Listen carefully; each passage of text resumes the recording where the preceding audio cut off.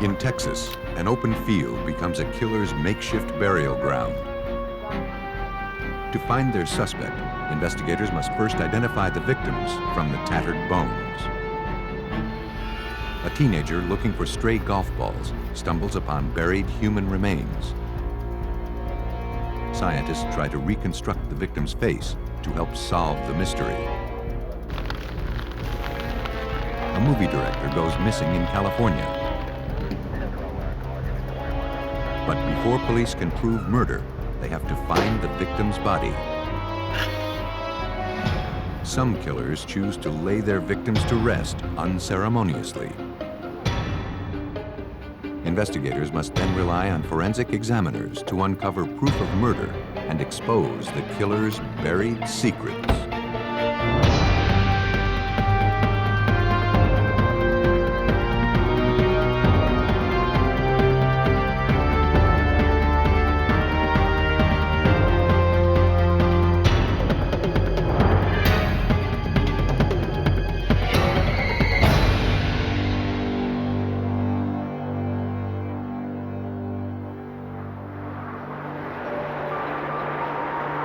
In July of 1994, the city of Austin, Texas was in the midst of a brutal summer heat. 20 miles outside of the city, in the small community of Round Rock, an off-duty officer spotted an abandoned vehicle parked off the main road. The officer ran the tag number and learned the car was registered to a woman named Sandra Dumont. But there was no sign of the owner. After noticing that one of the tires was flat, the officer decided to continue on, convinced the woman would eventually return for the disabled vehicle. A few weeks later, the same officer came across Sandra Dumont's name again. According to an article in the local paper, the young woman had been reported missing from her Austin home. The officer decided to return to the field where he had first come across Sandra's vehicle. The car had subsequently been towed. But the officer noticed a foul odor. He began searching the area.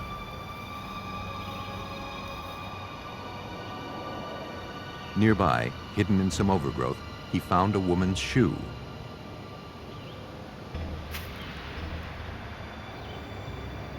Then, a few feet away, the officer noticed an uneven sheet of plywood oddly placed in the middle of the pasture. When he lifted it up, he discovered the partial skeletal remains of a human body. The officer immediately called for assistance. Officers from the Round Rock Police Department responded to the scene. Police spread out and began scouring the field for any clues to tell them who this person was and how she had ended up here.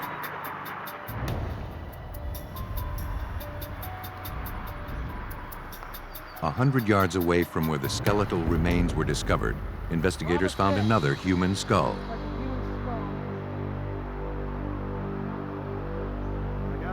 Police feared they had stumbled upon a killer's makeshift cemetery. The team expanded their search of the field to cover the entire 110 acres. More bones were found scattered around the area. Police recovered several items of women's clothing.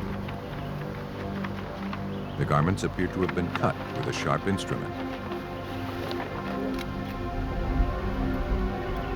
Police also collected a few menthol cigarette butts found near the remains.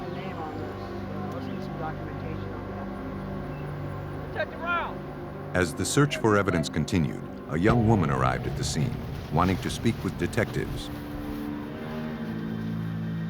She had been watching live media coverage of the search and feared that one of the victims was her missing friend, Sandra Dumont. She said the last time she spoke with her, Sandra was going out on a date with a man named Roger. The friend had never actually met Sandra's new boyfriend and wasn't sure of his last name. When Sandra went missing, the friend retrieved her address book. When she found it, it was open to the name of Roger Fein. And you think he was dating?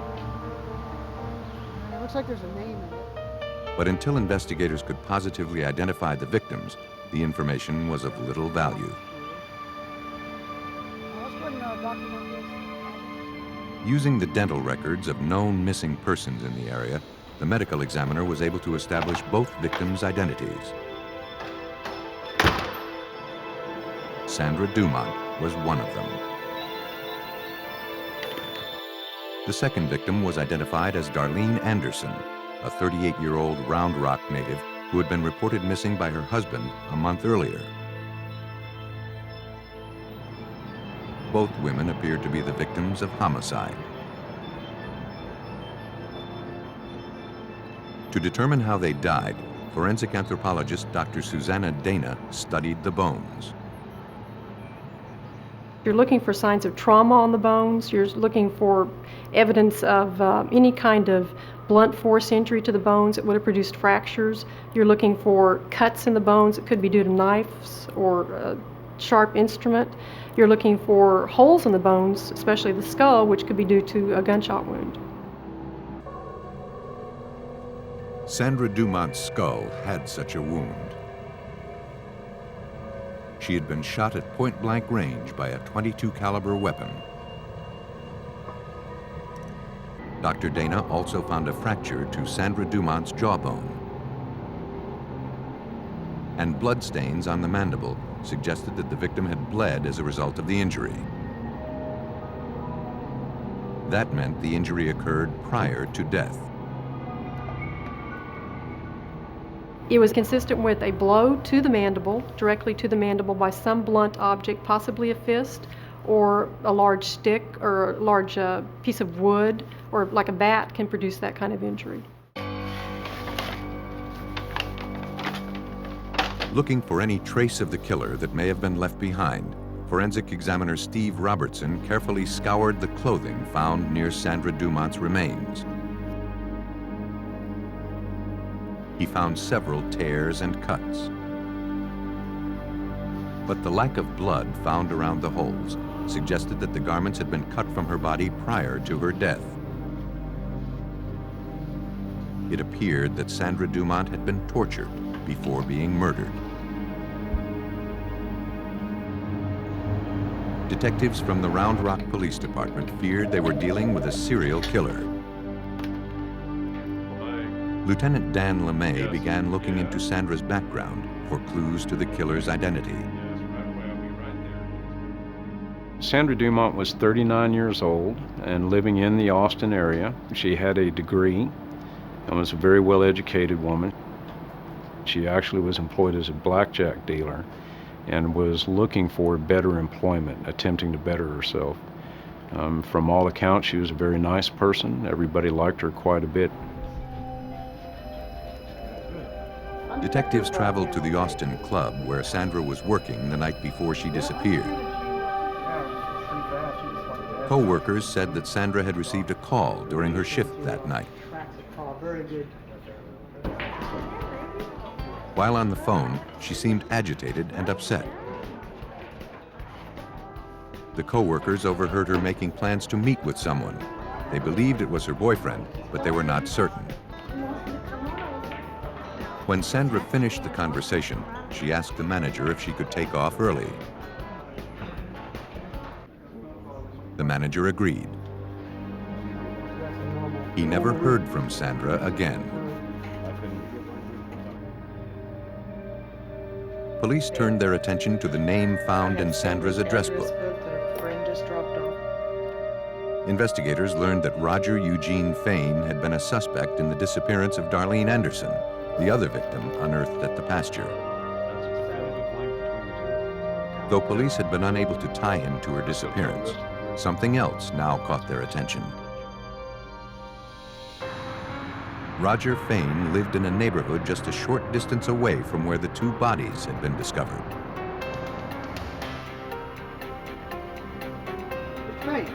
Police went to question the 41-year-old handyman. I might ask you a couple questions, please. Sure. He claimed he didn't know anyone named Sandra Dumont, and he couldn't explain why his name was in her address book. Insisting he had nothing to hide, Fein gave detectives permission to search his truck. Investigators recovered cigarette butts and a few stray hairs from inside the cab. When asked about the injury to his arm, Fein stated he'd injured his wrist when the heavy lid of the large toolbox in the flatbed of his truck fell shut on it. But a rubber gasket, which lined the lid of the toolbox, made police suspicious of the story. Investigators forwarded what little evidence they had recovered to the crime lab. Trying to verify his statements, investigators contacted Fein's friends and associates.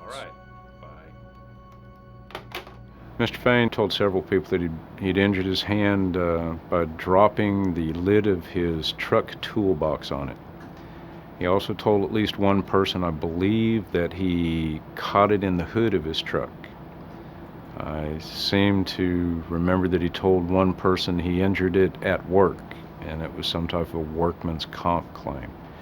I think that the total numbers were something like 7 totally different stories to 9 different individuals on how he injured his hand.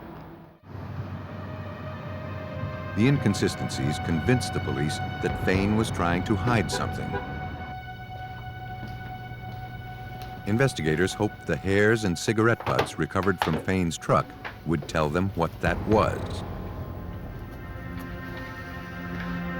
Examiners at the Texas Department of Public Safety Crime Lab compared samples of Sandra Dumont's hair to those found in Roger Fein's truck. They didn't match. The cigarette butts found in Fein's truck, however, were determined to be the same menthol brand as the butts recovered near the buried bodies. But the cigarette butts recovered from the pasture were too degraded for a more comprehensive DNA analysis.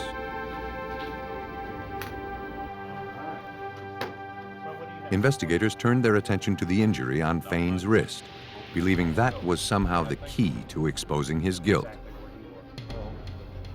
At a local hospital, they tracked down the suspect's x-rays. But it's colored like a track. Police learned he was treated for the break the day after Sandra Dumont disappeared. The x-rays were sent to forensic anthropologist Dr. Susanna Dana.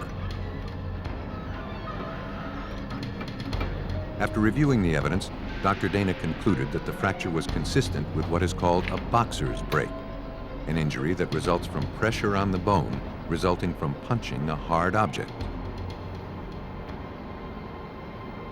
Recalling that Sandra Dumont's jaw had been fractured, Dr. Dana looked to see if Fein's injury could have resulted from punching the victim. In my opinion, it's very consistent with that injury to her mandible occurring from a closed fist, and he had a broken bone in his fist, occurring around the same time that this individual had disappeared. Though circumstantial, the information was enough to allow investigators to obtain a warrant to search Fein's home. There, they recovered a leather pouch containing .22 caliber rounds, the same size as the bullet hole found in both victims' skulls. Police collected everything they could, including a roll of undeveloped film. Evidence technician Steve Robertson explains. I collected it because we were hoping to find a photograph of the victim in this house, since he had denied knowing her. The search team sent the undeveloped roll to the crime lab for processing. To their disappointment, the roll contained no photographs of Sandra. But then, examiners noticed something odd. 2 of the pictures were of the pasture where the victims' bodies had been recovered. Investigators noticed a dark mass in the middle of the photographs. On closer look, they realized it was the exact spot where Sandra Dumont's remains were lying. Like many other killers, Roger Fein had been compelled to keep a memento of his crime. That was incredible. It was the first time that I really believed we would be able to get the conviction on that case. Roger Fein was placed under arrest and charged with the murder of Sandra Dumont.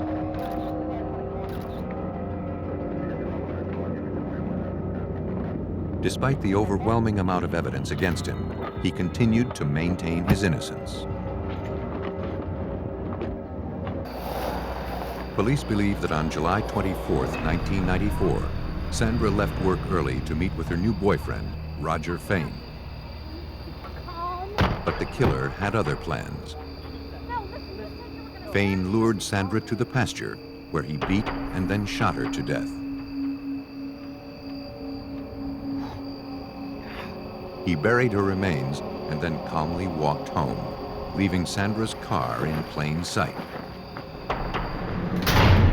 On April 2, 1995, a Texas jury found Roger Eugene Fein guilty of the first-degree murder of Sandra Dumont. He was sentenced to life in prison. Police are still searching for evidence to connect Roger Fein to the murder of Darlene Anderson. We'd like to ask that if anyone knows anything about that murder, that they contact us and they contact the Round Rock Police Department and pass that information on. We're concerned because of the type of offender that Mr. Fein is, that there may be other victims that we're unaware of. There may be other criminal behavior that we don't know about. Though Roger Fein never told anyone about his crime, he betrayed himself with the lies he told and the photographs he took. But even when killers brag about a murder, police must still rely on solid physical evidence to win a conviction. On May 8, 1996, a teenager near Fort Worth, Texas, scoured the wooded areas of a golf course looking for stray balls. He noticed something unusual protruding from a dirt mound. As he approached, he realized it was the skeletal remains of a human hand. In Tarrant County, Texas, a teenager searching for stray golf balls had stumbled upon buried human remains. When investigators responded to the scene, it was clear they had unearthed a clandestine grave, one constructed to conceal a violent murder. The male victim had suffered massive trauma to the skull. Advanced decomposition made it difficult to discern any identifiable features. Technicians began scouring the dirt in and around the grave, searching for any clues to the man's identity. They recovered a metal cross necklace still draped around the victim's neck. But little else was found. Frustrated, investigators left the scene unsure who they had unearthed and why he had been murdered. With only bones to work with, medical examiners began searching for answers. In addition to the blunt force trauma to the skull, there were several nicks observed on the victim's ribs. This led the team to conclude that the male victim had been stabbed to death. Other than a red scorpion tattoo on the victim's shoulder, no identifying features remained. Examiners knew that determining when this victim died would be critically important in helping to establish his identity. Tarrant County Chief Deputy Medical Examiner Mark Krause looked to the victim himself for clues. The deeper parts of the body were turned to adipocere, which is sort of a rancid soap-like material that takes, in this part of the world here in that time of year, takes a minimum of about 5 to 6 weeks to begin to accumulate to the degree we were seeing it. Tarrant County Police released the few details they had on this John Doe to law enforcement agencies throughout Texas. hoping that the information would spark recognition from the public. The tactic appeared to work. Several people called in, hopeful their missing loved ones had been found. But in the end, none of the characteristics of the body found at the golf course matched details of known missing persons. According to Tarrant County Detective Mike Hargis, until police could give this victim a name, making a case for murder would be difficult. It's very frustrating not to know who your victim is, because it doesn't really give you a starting point. Your starting point is usually their identity, so you can start tracing their background. We have to do a victimology, find out who your person is, what their risk level is, who they associate with, where they hang out at, things of that nature. And that can also tell you a lot about who might have been involved in their murder. And so it's very frustrating not to know where to start. They turned back to forensic examiners for help. Forensic anthropologist Dr. Dana Austin was asked to create a biological profile of the victim. And though there wasn't much to work with, Dr. Austin can learn a lot about an individual by studying their skeletal structure. From the width of the brow ridge and other facial features, Dr. Austin concluded that the victim was a Caucasian male. Next, she needed to determine the victim's age. In this case, in order to estimate the age, it was obvious that this person was not fully mature skeletally. There are gaps in between these bones that in an adult it would be completely fused. Dr. Austin concluded the victim was between 17 and 21 years of age.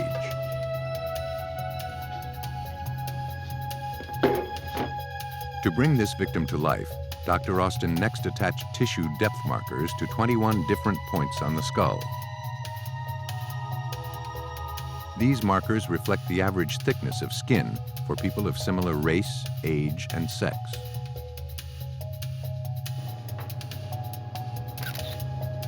After the skull was photographed from various positions, a forensic artist was brought in to create the contours of the victim's face. From that, a composite sketch was developed and then forwarded to Tarrant County investigators. Oh, yes. Police released the sketch through the media. But again, nobody was able to identify John Doe number 87. Years passed without a break in the case. Chances that the mystery victim would ever find justice dwindled, and detectives began to believe that his killer may never be found. For 3 years, police in Tarrant County, Texas struggled to solve the murder of a young man whose skeletal remains were found buried in a shallow grave. Though forensic examiners had given John Doe a face, his identity and the circumstances surrounding his death remained a mystery.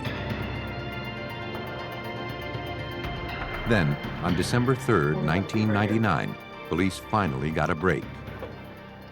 A woman in nearby Fort Worth came in to speak with police.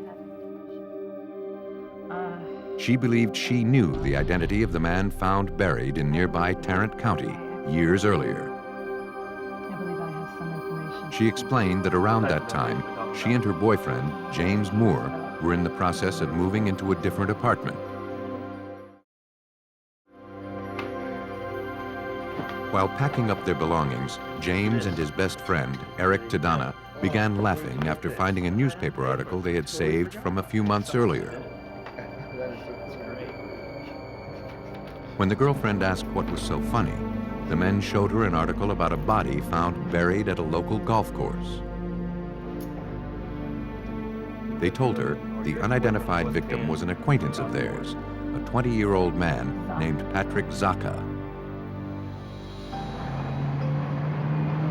Fort Worth police quickly forwarded the information to authorities at the Tarrant County Sheriff's Department.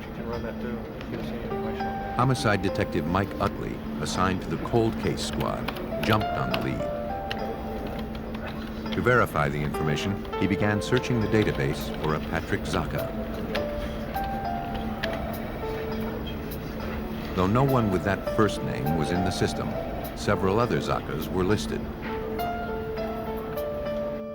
One, a man named David Sacha, turned out to be Patrick's father. Detectives believed they were closing in on John Doe number 87's identity. 10-4, I'll be en route to that father's location. To find out, investigators drove to nearby Parker County to interview David Sacha about his son. Detective Mike Utley. Once we located Patrick Sacha's father, we met with him at his home. And he described the Patrick Sacha that we thought we had as his son. It was indeed his son. He positively identified him. What did he have to say? Mr. Sacha explained that the relationship with his son had been a troubled one, When was the last time you saw Patrick? and he feared it had been irreparably damaged 3 years earlier.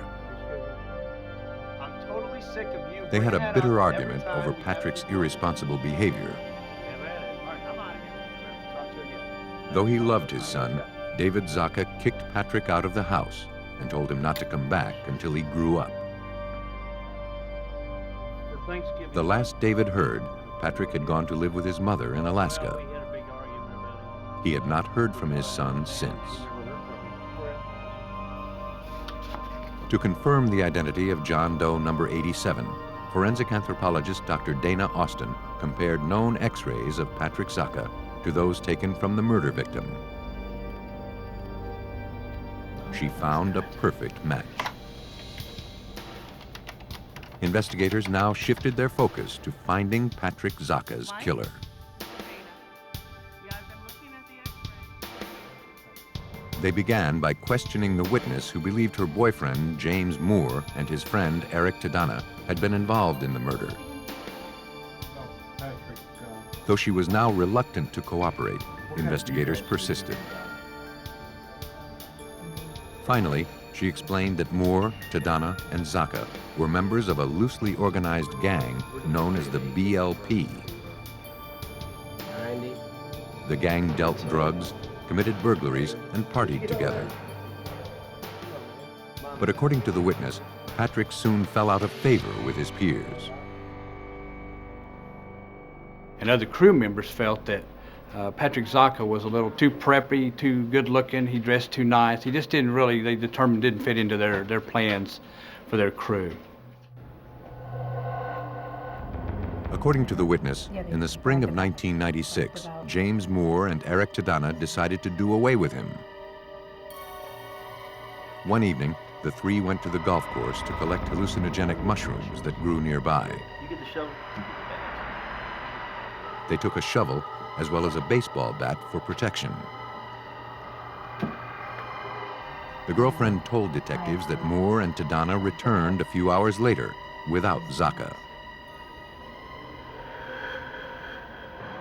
Though the information was incriminating, investigators realized that for the witnesses' statements to be useful, they needed to find a way to corroborate the story.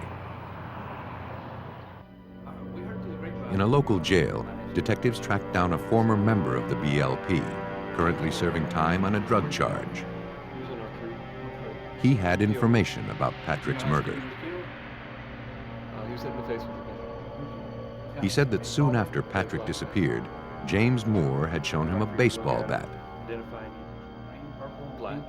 On it were teeth impressions that Moore claimed were from the victim. Detective Mike Hargis. James Moore would point out marks on the bat and say these are the marks that were caused by Skippy's teeth. And they all had referred to Patrick Sacha as Skippy. So he would show it to them and laugh about it and just generally brag about what he had done and how he'd done it. The information provided investigators with enough probable cause to take James Moore and Eric Tedana into custody for suspicion of murder. Police also obtained warrants to search their homes.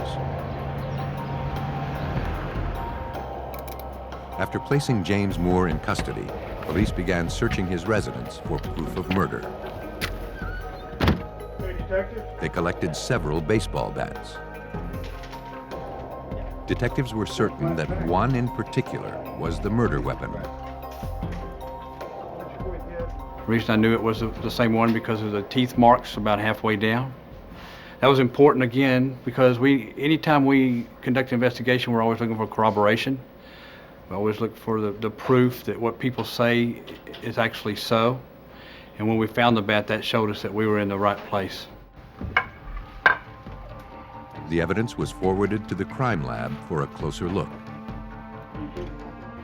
A few miles away, police spotted Eric Tedana driving his vehicle. He was also taken into custody and transported to the Tarrant County Jail for questioning. While the suspects awaited interrogation, criminalists inspected the baseball bats. Forensic anthropologists positively identified the gouges on one of the bats as human teeth marks. Though they could not say with certainty that the marks had come from Patrick Sacha's teeth, the finding corroborated the inmate's testimony. Investigators had no doubt that they had Patrick Sacha's killers in their custody. When presented with the charges of murder and the evidence amassed against him, James Moore refused to make any statements. Instead, he requested the presence of his lawyer. But Eric Tedana was a different story. Fearing that his friend James Moore would accuse him of being the killer in order to avoid the death penalty, Tedana agreed to talk. He confessed to being a participant in the murder of Patrick Sacha, and he was willing to testify that it was all James Moore's idea. According to Tedana, he and Moore took Sacha to the golf course not to look for hallucinogenic mushrooms, but to kill him. When they were in a secluded area, Moore struck with a baseball bat, hitting Sacha several times in the head. Tedana joined in, stabbing Sacha repeatedly, finishing the kill. The killers then dug a shallow grave with the very shovel Sacha had carried. They buried their secret and left to go to a party. James Moore and Eric Tedana pled guilty to the murder of Patrick Sacha. James Moore was sentenced to 20 years in prison. Eric Tedana received 45 years. Moore and Tedana's crime had been discovered because they buried their victim in a shallow grave.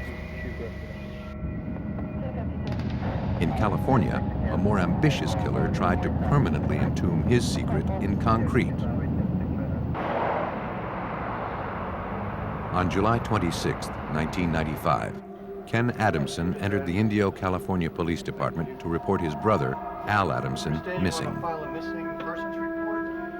He described his 66-year-old brother as an intelligent man. As a director of low-budget horror films dating back to the 1960s, Al Adamson enjoyed a cult celebrity status. After making movies for nearly 30 years, his career was starting to make a comeback. Home video releases of his earlier movies had sparked a new generation of fans worldwide. Moore Cemetery is a cold. As a result, he was now able to continue his passion for independent filmmaking. In color, rated PG. Detectives learned that Ken last spoke to his brother by telephone 6 weeks earlier. Al was having his house renovated, and he had discovered that the construction foreman, a man named Fred Fulford, had made over $4,000 in unnecessary purchases on his credit card.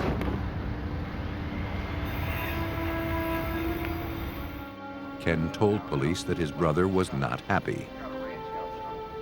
Indio detective Jack Anderson. Mr. Adamson had planned to confront the person, Mr. Fred Fulford, the following day. And The brother was concerned for his welfare. He was not sure if there would be any violence involved, and he didn't really know this Fred Fulford very well. Ken told the detective that he traveled to Indio the following day to check up on his brother. When he arrived, Fred Fulford answered the door. Al, he said, had just left. When Ken asked to use the bathroom, Fulford refused to let him in, saying he had just retiled that floor and it needed time to settle. Ken returned home and hadn't heard from his brother since.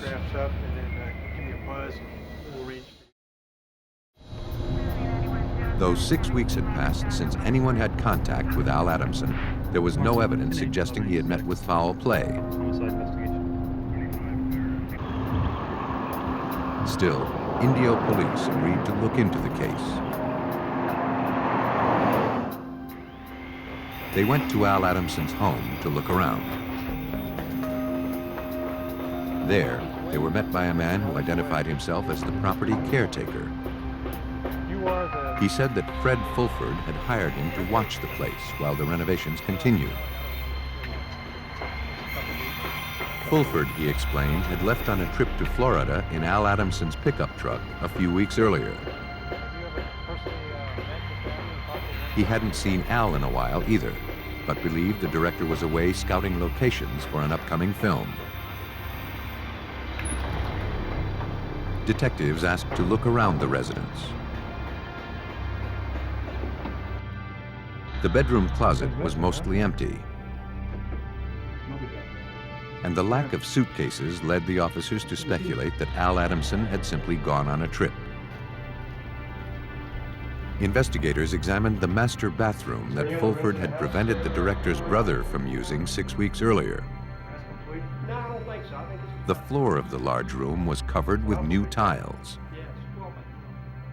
We were able to get permission to walk through the house and did not notice anything out of the ordinary. There was no unusual activity or signs of any struggle or anything like that. Detectives began interviewing Adamson's neighbors. One nearby resident, a woman who cleaned Al Adamson's house, had information.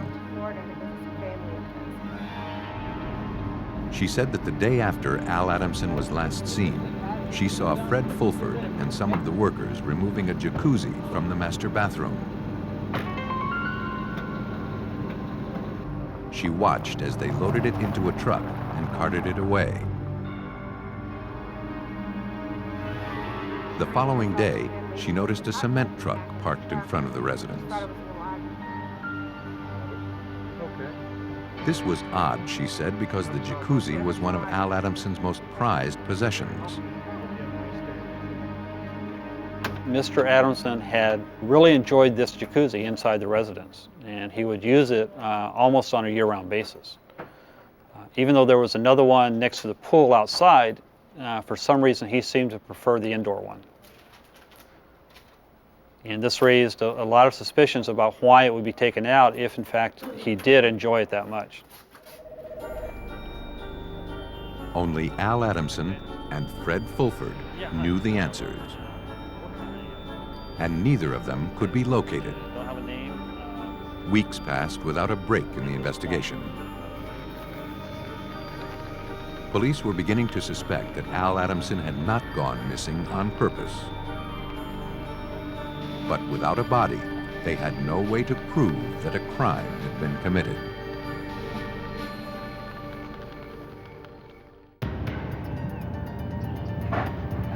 Police in Indio, California continued their search for cult movie director Al Adamson, reported missing 6 weeks earlier by his brother. Though investigators suspected that Fred Fulford, the man hired to renovate Adamson's house, was involved in the disappearance, they lacked proof that a crime had taken place. And Fred Fulford was nowhere to be found.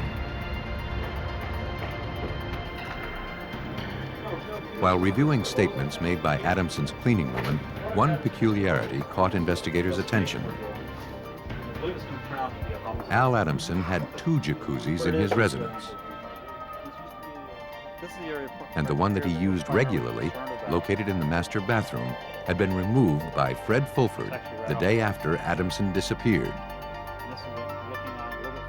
A jacuzzi that had been inside the residence had been removed, and subsequently the floor was filled in and tiled over. This raised our suspicion that he possibly was buried inside the residence. Investigators obtained a search warrant for Al Adamson's home. All right, we'll meet you out there in about 30 minutes. Armed with picks and shovels, the team returned to the residence, looking to uncover proof of murder.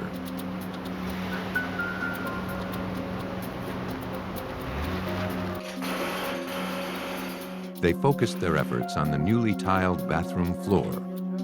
As we were doing the excavation, we were stirring up a lot of dust and dirt, and there was about 10 of us crammed in this little 12-foot square room, along with our excavation equipment.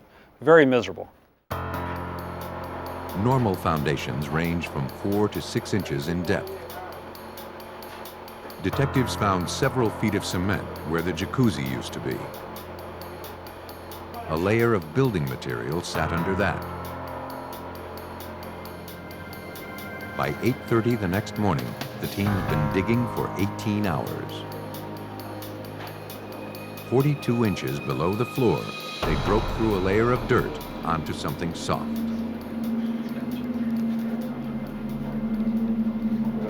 Someone had buried a comforter under the concrete.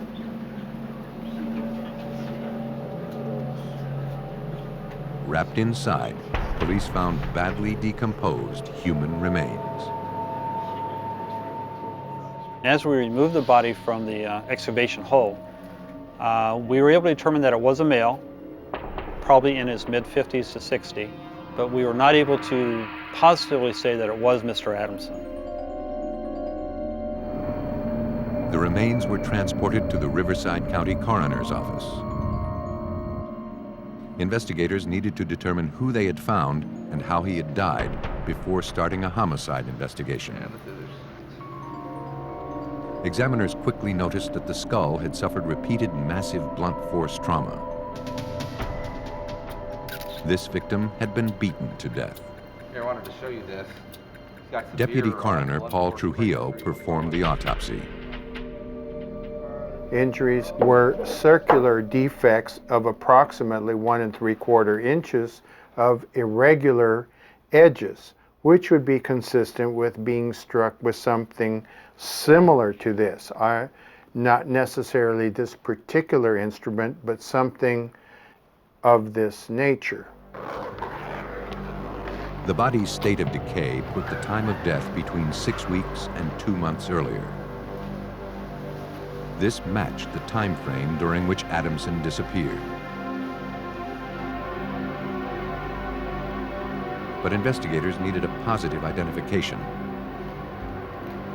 They had no DNA samples from Adamson to match to the body, and fingerprinting was impossible because of the advanced deterioration.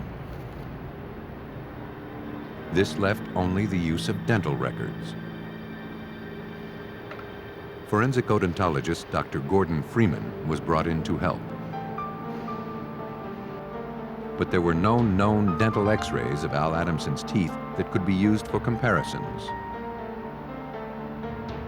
All investigators had found were written records made by Adamson's dentist a few years earlier.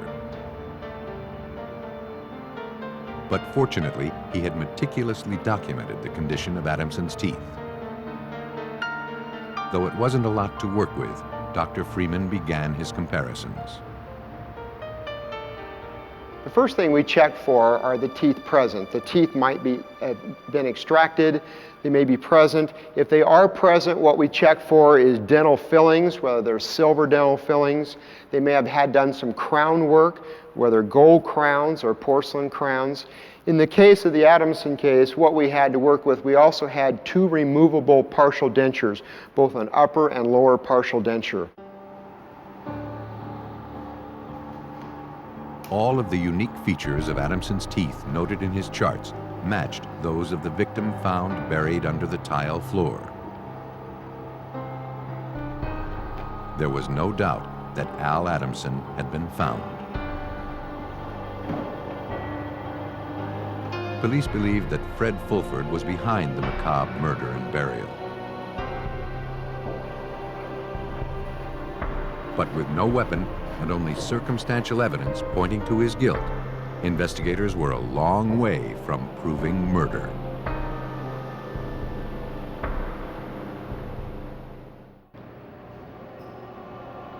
Human remains found buried beneath several feet of concrete in an Indio, California home were positively identified as missing film director Al Adamson.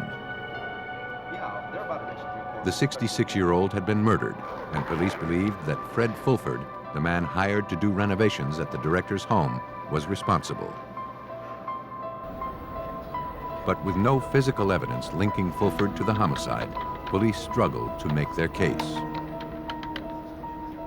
Step right here, that will give us a chance to Investigators contacted the owner of the concrete company who had delivered cement to Adamson's home a few days after he disappeared. He positively identified a picture of Fred Fulford as the man who accepted the load.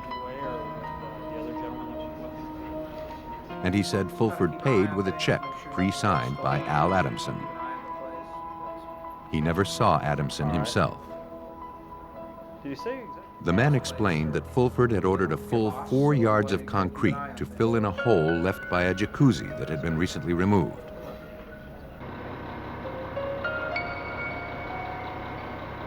The workers offered to help him wheel in the load, but Fulford declined.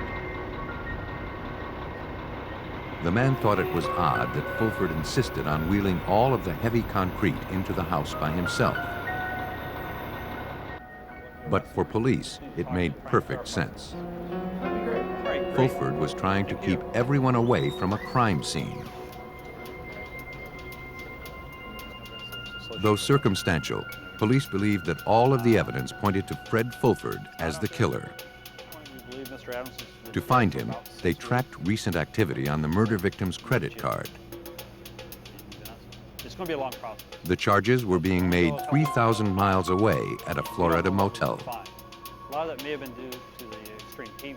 A warrant was issued for the construction foreman's arrest. But so far we've got nothing.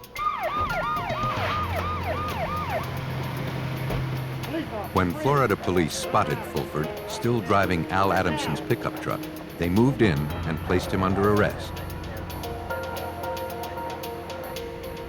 Though he was dressed in the victim's clothes, he denied any knowledge of the murder.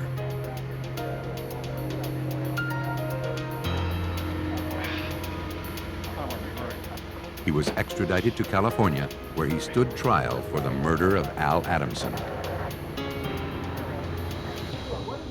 What is all this? Look, it's things I Police theorized that when Al Adamson confronted Fred Fulford over the excessive credit card purchases and threatened him with legal action, the contractor became enraged.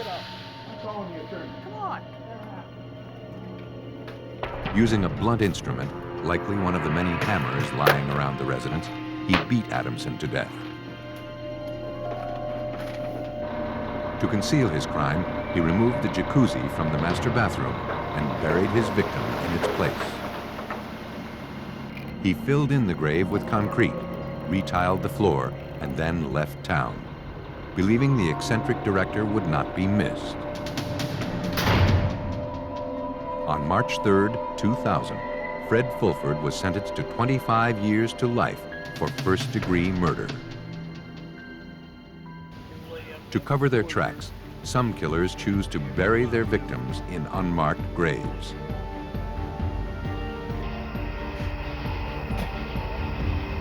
But the dirt cannot always hide their crimes. With the help of forensic scientists, investigators can unearth the smallest of clues and uncover a killer's buried secrets.